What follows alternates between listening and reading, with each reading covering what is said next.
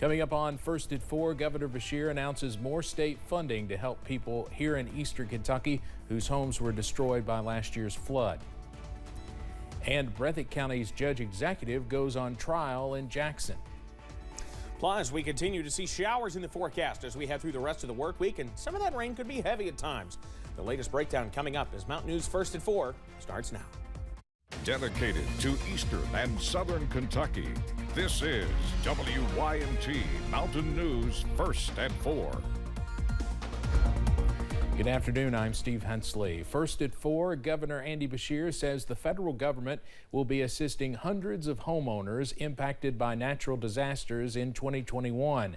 He says the process for help for last year's victims is coming too. The assistance will help hundreds of people devastated by the December 2021 tornadoes, as well as some flooding victims last year here in eastern Kentucky. WYMT's Bill Pendleton has more on what was said today. Governor Beshear says this is a big help for people that are still reeling from natural disasters that took place in Kentucky, from western Kentucky to eastern Kentucky a year and a half to 2 years ago. Beshear announced that the Federal Department of Housing and Urban Development, also known as HUD, will be allocating $123 million to help people rebuild. Most of the money is going to 3 western Kentucky counties and to Breathitt County, which experienced devastating flooding in the spring of 2021. Numerous other counties in eastern and central Kentucky that experienced flooding that year will also be receiving funding. All in all, it's estimated to result in 600 new homes in the impacted regions. We're going to spread the wealth to those who need it the most. If you are someone who is impacted, I'd encourage you to reach out to your local nonprofit housing partners or your local housing authority about the disaster recovery program. And Beshear says that this help does not impact those that were devastated by flooding last year in eastern Kentucky, but he says he believes they are on the fast track to receive it. In Frankfort, Phil Pendleton, now back to you. Phil, thank you. And I think I misspoke and said in the lead-in that it was last year's flooding. This is 2021 natural disasters, which of course there was still plenty of flooding in eastern Kentucky that year too. Applications for this assistance will start on May 1st. The criminal trial is underway for Breathitt County Judge Executive Jeff Noble. WYMT's RJ Johnson is at the courthouse with a look at the charges. Jeff Noble was indicted back in 2019 on charges of abuse of public trust, first-degree official misconduct, buying lumber with county money, and theft by unlawful taking. Court documents show that Noble also reportedly used more than $900 of public money to buy diesel for personal use. We have reached out to the Commonwealth's attorney, Miranda King, but have not heard back. In Jackson, RJ Johnson, WYMT Mountain News. All right, RJ, thank you. We'll have much more on this coming up tonight at 6.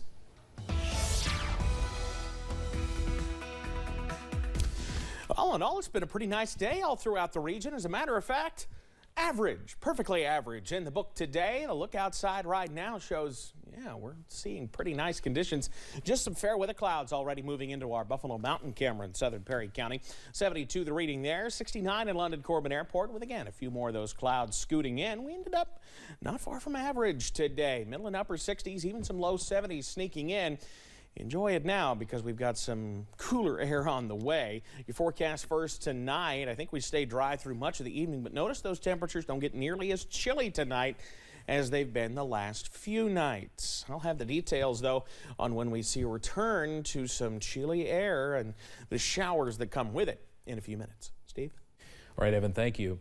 King Charles's coronation is set for May 6th as he prepares to be crowned in Britain next week. Some are looking back at the last coronation he attended for his mother when he was just 4 years old. CBS's Tina Kraus has the story from London. When Queen Elizabeth II was crowned as monarch back in 1953, her 4-year-old son, Prince Charles, the Duke of Cornwall, made history. The Duke of Cornwall sees his mother crowned.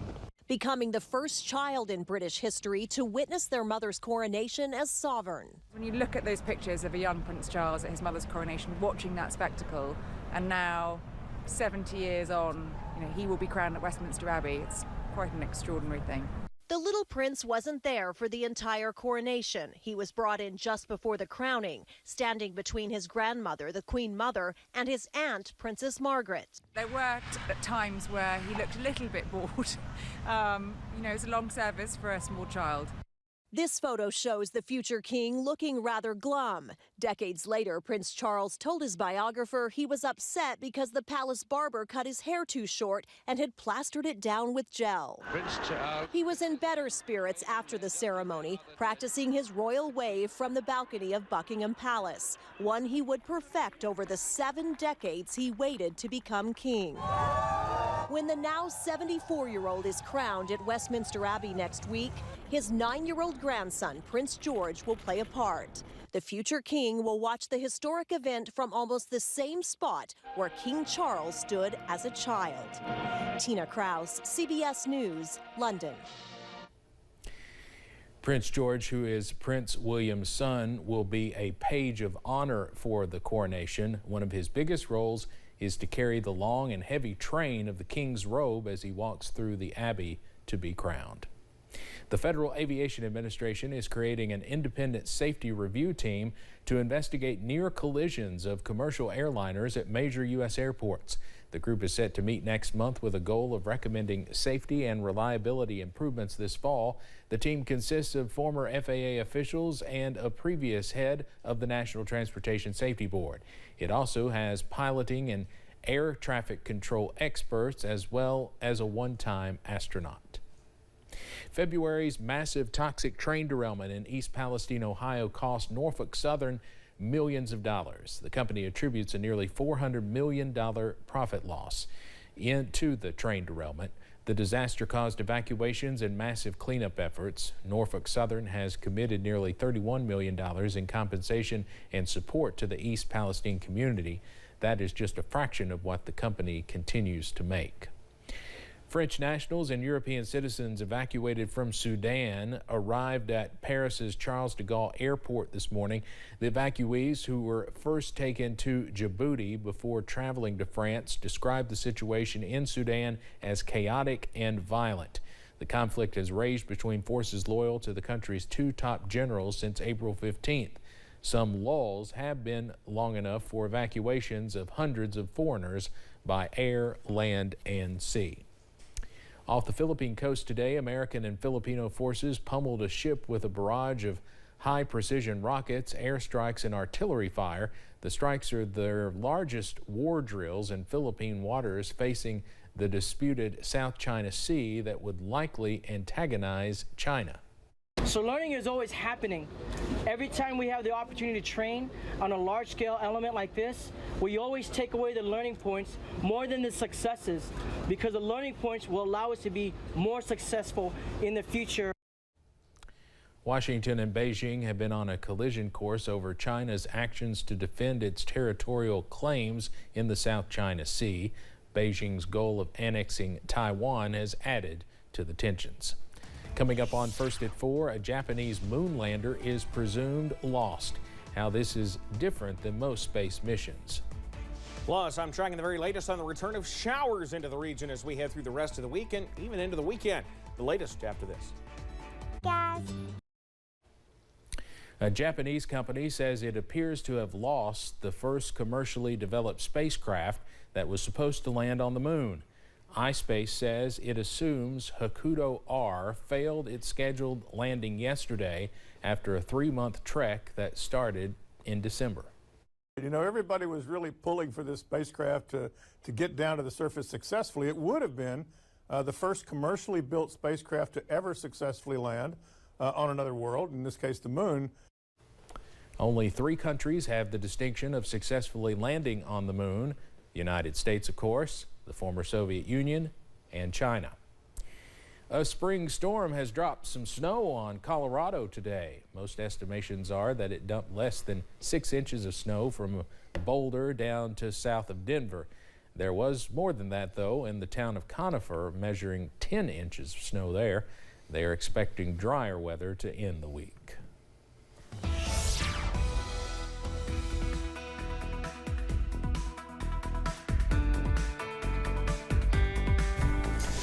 Well, nothing like that on the way into our region, though that is one of the storm systems that is making a beeline toward the eastern third of the nation. For us, it's actually turned out to be a pretty nice day all throughout the region. Plenty of sunshine from here in Hazard and Perry County down into Letcher County, Whitesburg, over to Jenkins. Same thing as you run up toward Pikeville as well, and just a few of those fair weather clouds on the Cameron London Corbin Airport. We've seen this little boundary, it's a weak little boundary, kind of pushed through overnight.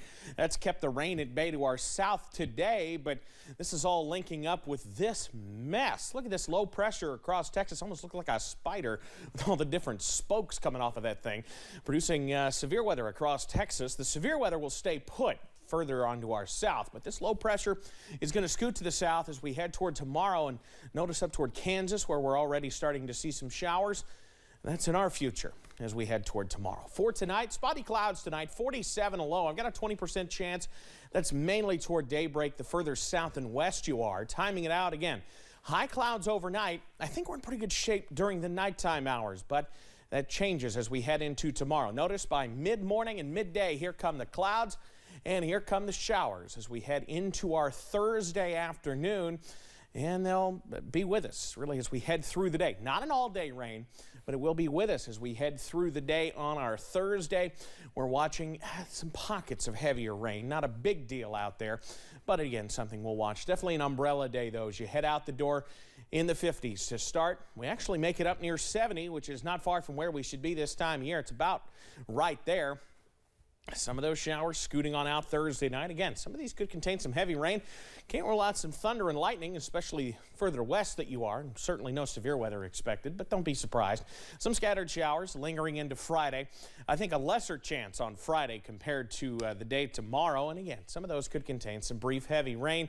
We get a break Friday night and into Saturday, but looking ahead, we're not done yet. Again, not a big time rainmaker or anything like that, but a good soaker at times as we head through the next couple of days, and that is something we'll watch. Dry today, looking soggy tomorrow. Best chances look to be late Thursday into Friday as that kind of pushes through. This particular model says we're dry with just some scattered chances on Sunday. I think we bump those up a little bit into the day on Sunday. Again, I got the small chances tonight. We peak tomorrow into early Friday.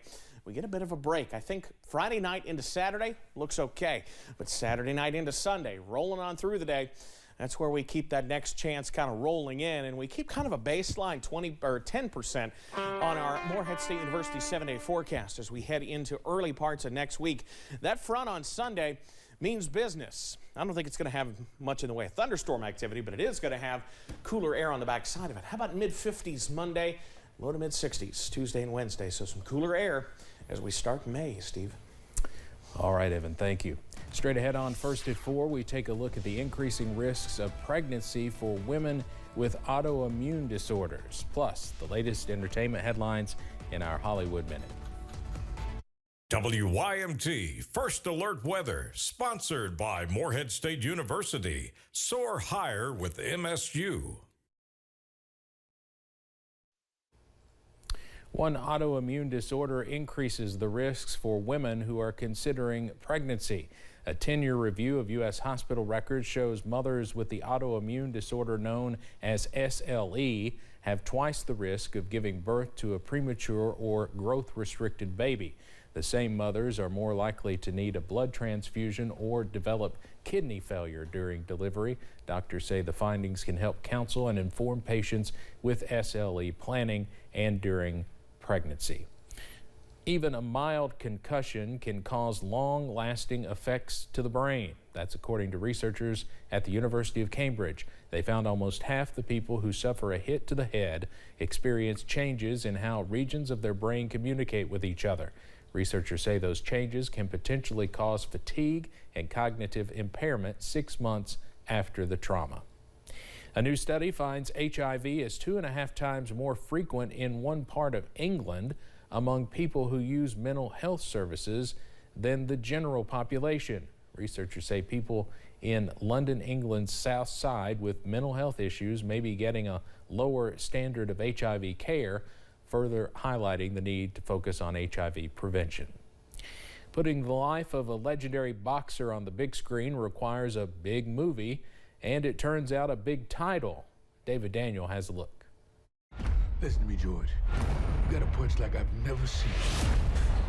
But in every battle, the greatest foe that we will combat isn't here. Chris Davis and Forrest Whitaker star in Big George Foreman, the miraculous story of the once and future heavyweight champion of the world. George should change his name from Foreman to Poor Man. To hurt. What's my name now, fool? Foreman is the new heavyweight champion of the world. Davis plays Foreman from teenage to middle age. I wanted to make sure that when his family and his friends watched it, that they felt like they were seeing some truth there too. I didn't think that would be possible because this guy went out and gained all that weight. And he came back as the big old lovable bald-head George Foreman. Whitaker remembers the era of Foreman, Muhammad Ali, Joe Frazier, and Ken Norton vividly. This is when, like, the heavyweight champion of the world was like not just an icon, like a giant. I remember sitting there with my dad, and my brothers, my cousins, watching the fight and talking about it. The fight was the legendary Rumble in the Jungle. That's all you got, George? He said, "That's all you got, George?"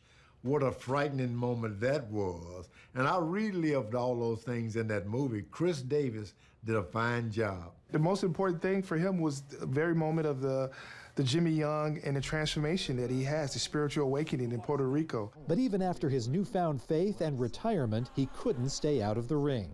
It is my destiny to win the heavyweight championship belt again. At age 45, why not?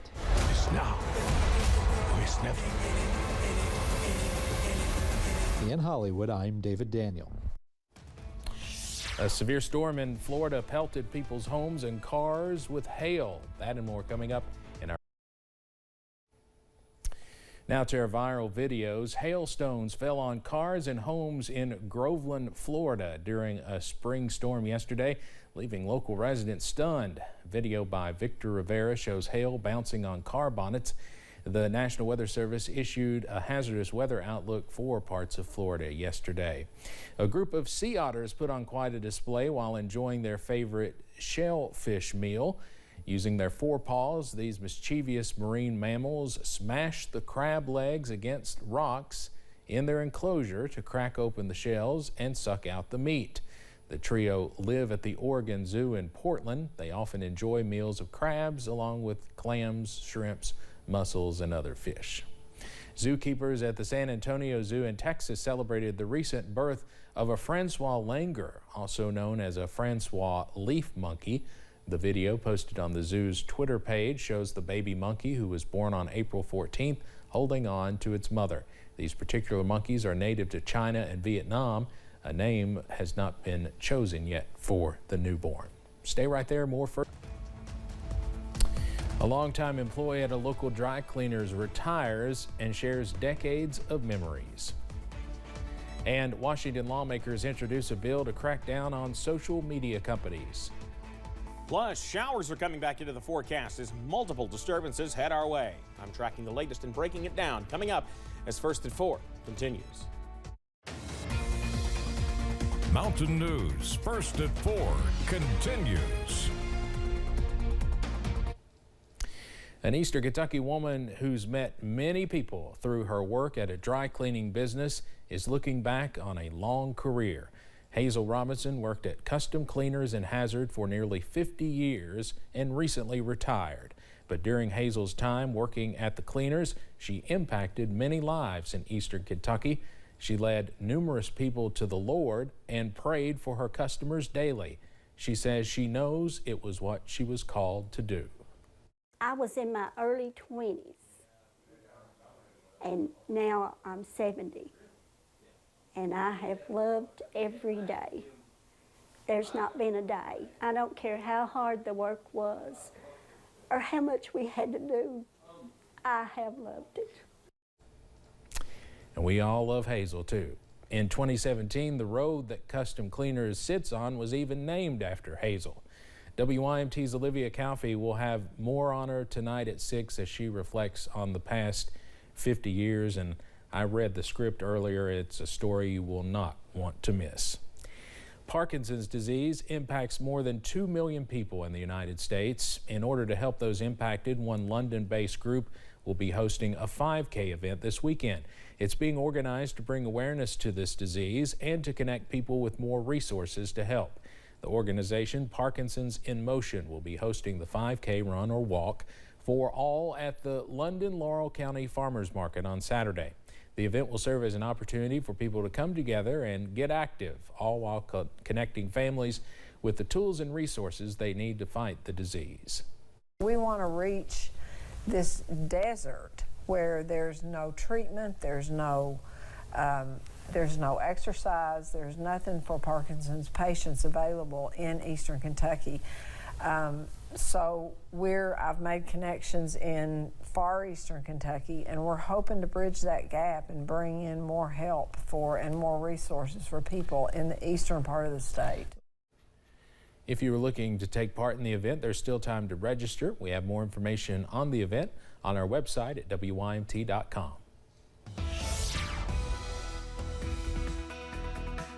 Fairly pleasant day outside today. Plenty of warm air, at least average for this time of year. In fact, hitting the nail on the head in terms of average high. A look outside from our camera here at WYMT. We have the fair weather clouds right now, yes, but also some of those high-level clouds trying to scoot on in. That's as that moisture begins to move in. A temperature right now of 72. Right where we should be this time of year. Morehead State University camera from our sister station.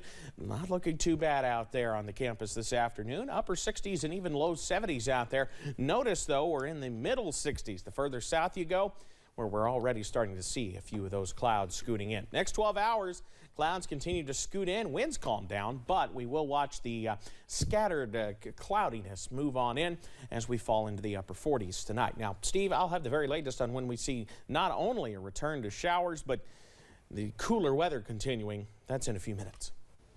Evan, thank you. There is a new effort by some Washington lawmakers to establish a national minimum age for social media use. The bill would require tech companies to get parents' consent before allowing teenagers under 18 to set up an account. Our bill is a common sense, bipartisan approach to help to stop this suffering. Following the Surgeon General's recommendations, it prohibits users under the age of 13 from accessing social media platforms. Mental health advocates and critics of tech platforms say a mental health crisis is fueled by social media. Today's proposal also requires parental consent for users 13 to 17 years of age. Well, there's a good chance you've already sent or received one today. We're talking about emojis. The interactive icons are designed to help us express our feelings, but a new study suggests they are doing just the opposite. CBS's Ian Lee reports. The small and sometimes silly symbols convey our emotions when words won't do. What's your favorite emoji? You know, you're laughing and you're crying at the same time. Probably either the cry laughy face or the girl that's going like this. What is your favorite emoji? This. You had your face. Moyu Lu led a study out of Japan analyzing whether the emojis people send show how they really feel. We need those yellow faces to help us to express. Researchers studied the emoji interactions of more than 1,200 people and found happy emojis were often used to mask negative emotions, to make a message seem more positive. Personally, I have done this before, and maybe I think people are doing the same things with me. I do that to my aunties on WhatsApp when they send these videos that are just not funny. The study found people were most likely to fake their feelings when talking to people of a higher social status or in a group chat versus one-on-one. Researchers also found a possible link between those who hid their feelings and mental health. Managing emotions using those emojis can be weakly associated with depressive symptoms.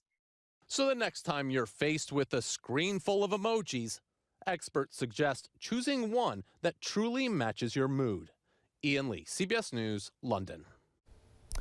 A trend report from Adobe last year revealed the top favorite emojis for Americans. The crying while laughing emoji topped the list. It's one I use a lot too. That was followed by the thumbs up, use that one a lot, the heart, rolling on the floor laughing, and the sad emoji with a teardrop. Dr. Anthony Fauci, the former head of the National Institutes of Allergy and Infectious Diseases, is opening up about lessons from the COVID-19 pandemic. Despite the U.S. being one of the wealthiest, best resourced nations on earth, America's pandemic death toll outpaced most other countries.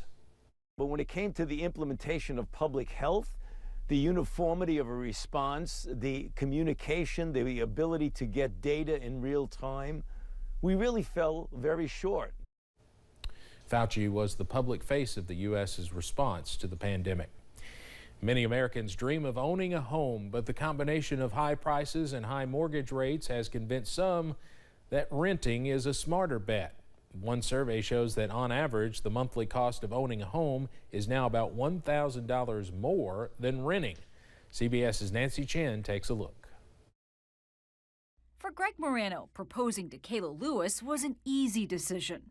The question that followed, not so straightforward: to rent or to buy. We talked about it just in terms of apartment sizes, styles, locations. Then I think it kind of shifted to the home process. It was actually a little bit more affordable than some of the apartments. It's an age-old dilemma, and buying has long seemed the smarter financial move. But now, with interest rates still up, the median mortgage payment is more than $2,000 a month, a record high since 2009. In major cities, it may be cheaper to rent instead of buy, like here in Boston, where the average monthly cost to own a home has gone up by more than 30% compared to a year ago. Rent is also less than the monthly cost of home ownership in cities like Seattle, San Francisco, and Austin, according to Realtor.com. Chloe Moore had owned her Atlanta house for nearly a decade when she sold it in favor of renting. Buying a house is not just a sticker price. Absolutely. There's upfront costs and then there's ongoing costs. One of the things I like to say is that rent's the most that you'll pay and the mortgage is the least that you'll pay. She would know. She's also a financial planner.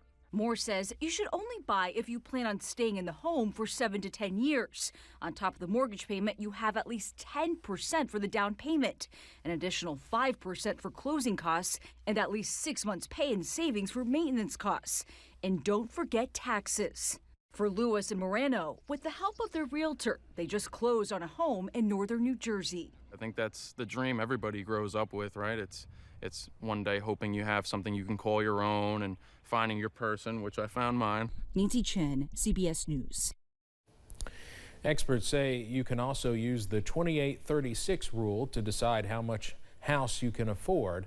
That is when you spend a maximum of 28% of your gross monthly income on housing and 38% of that income on all other debts.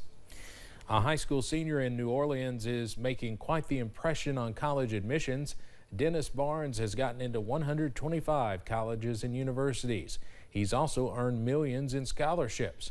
As for how he did it, the humble teenager credits hard work and those around him.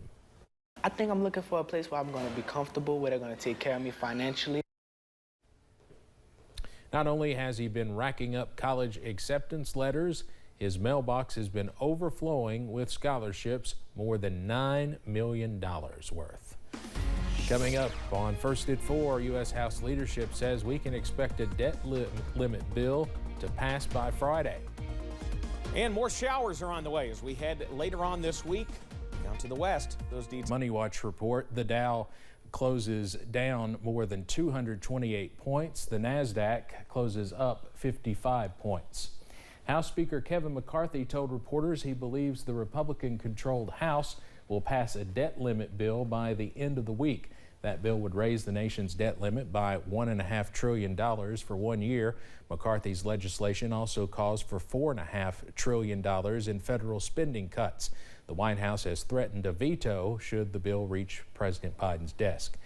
Those looking to buy an electric vehicle are about to lose a popular option. General Motors says it is ending production of its best-selling EV, the Chevrolet Bolt, by the end of the year. Instead, the U.S.-based plant that makes the models will shift to produce electric pickup trucks. Mattel has released its first ever Barbie doll with Down syndrome. The company worked closely with the National Down Syndrome Society to ensure accuracy with the doll. The Barbie comes with ankle-foot orthotics, which many children with Down syndrome use for support. The price tag for the doll on Mattel's website is $10.99.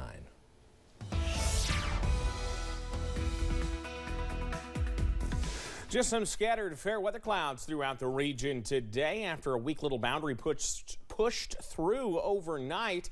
And I think we're going to continue to see some nice weather, at least for a little while longer. There's the view from space. Our surface satellite radar combination this afternoon shows that frontal boundary to the south, and that's where most of the rain is staying put with this particular system. That'll continue to work its way to the east, as will this. Look at this mean-looking low pressure already spawning tornado watches, severe thunderstorm warnings across Texas. This low is going to scoot to the east, but look to the north. Showers across Kansas and back into Colorado. That's heading in our direction as we head toward tomorrow. Tonight, dry weather continues. Again, we see a few of those clouds, but for the most part, we're in okay shape tonight and even for the morning commute tomorrow.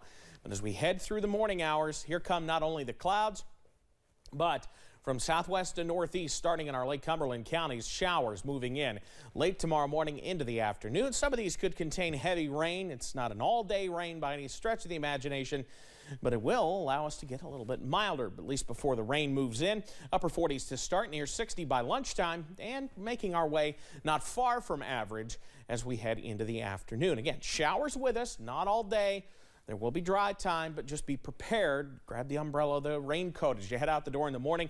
And again, some of these could contain some heavy rain, even some thunder and lightning, but I don't think severe weather is a big concern with this particular system. Even Friday morning, yeah, we're going to watch some of those scattered showers roaming. One system kind of moves out, one little disturbance pushing through, some spotty showers into Friday afternoon, but otherwise in good shape, even though more clouds start to work in Friday night into Saturday. I think that time frame looks drier compared to the other parts of the forecast. See here, best chance into tomorrow night. Again, we have the pretty low chance today. Into Friday, yeah, or especially early in the day, our chances diminish. Friday night into Saturday, same thing.